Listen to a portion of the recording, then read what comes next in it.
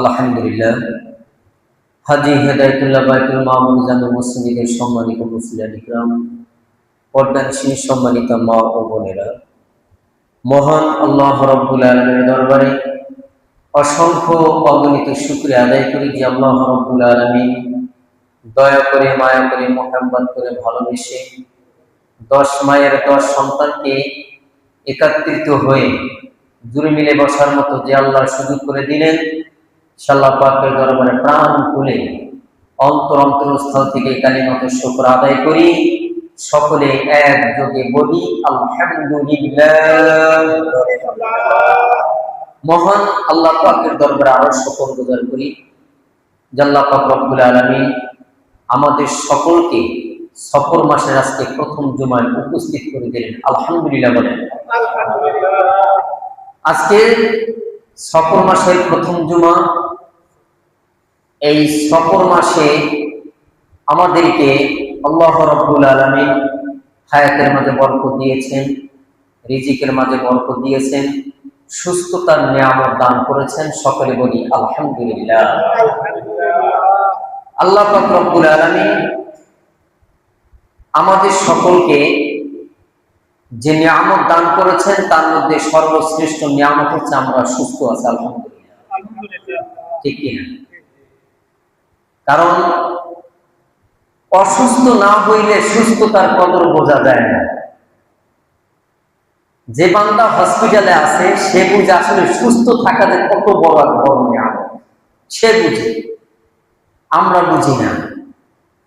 আল্লাহ আমাদেরকে সুস্থ রেখেছেন, এই জন্য সর্বহালতে সব সময় শুকর গুজার করতে হবে। আল্লাহ আমাদের শুকরিয়া আদায় করার কারণে আল্লাহ আমাদের নিয়ামত বাড়াই দিন। বলেন সুবহানাল্লাহ। সম্মানিত ভাইয়া, আল্লাহ রাব্বুল আলামিন বলেছেন লা ইন শাকারতুম লাযীদান্নাকুম ওয়া লা ইন কাফারতুম ইন্না আযাবী লাশাদীদ। আল্লাহু আকবার। ভাইরা আমার, বন্ধুরা আমার, আল্লাহ রাব্বুল আলামিন বলেন বান্দা আমার নিয়ামতে শুকর গুজার করো, তা তুমি সুস্থ থাকো, বড় নিয়ামত। তোমাকে আমি রিজিক দান করেছি, বড় নিয়ামত। তোমাকে চক্ষু দান করলাম, বড় নিয়ামত। তোমাকে দুটি হাত দান করলাম, বড় নিয়ামত।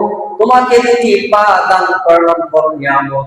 অঙ্গ প্রত্যঙ্গ আমি আল্লাহ তাআলা পরিপূর্ণভাবে দিয়েছি, সবকিছু আমার নিয়ামত।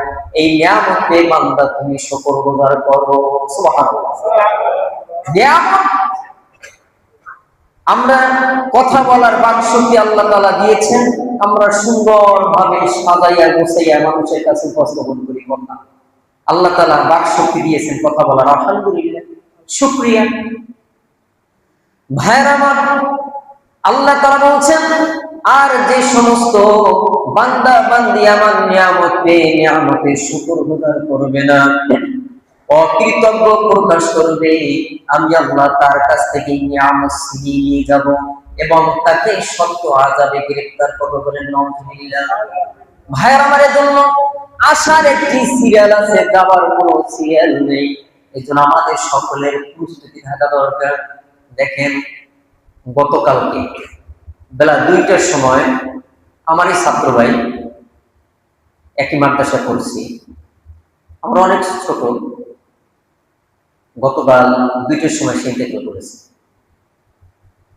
গাড়ি চালাইতো। তো আসলে ছাত্র ভাইদের মধ্যে যে একটা মোহাব্বত থাকে, ভালোবাসা থাকে, এটা যারা ক্লাসমেট ছিলেন দেখা হলে কি একটা আনন্দ, একটা করতে, ঠিক আছে না? এই দেশে গেলে দেখা হইলেই শহর ভাই কেমন আছেন, হাবের সাথে কেমন আছে, একটা অনার করতো। গতকালকে পোস্টটা দেখে কেমন মনটা ভারাক্রান্ত হয়ে গেছে। কারণ ও তো আমার ছোট, আমি আছি, কিন্তু ছোটটারে আল্লাহ নিয়ে গেল। তো ভাইরা, এজন্য মরণের যেহেতু সিরিয়াল নাই, ছোট বড় নাই, ছোটরে রাইখা বড়রে নিয়ে যান, বড়রে রাইখা আবার ছোটরে নিয়ে যান, এটা আমাদেরকে আল্লাহ তাআলা দেখান। আল্লাহ তাআলা আমাদেরকে দেখাইতেছেন, বান্দা তারপর তোমরা কেন বুঝো না?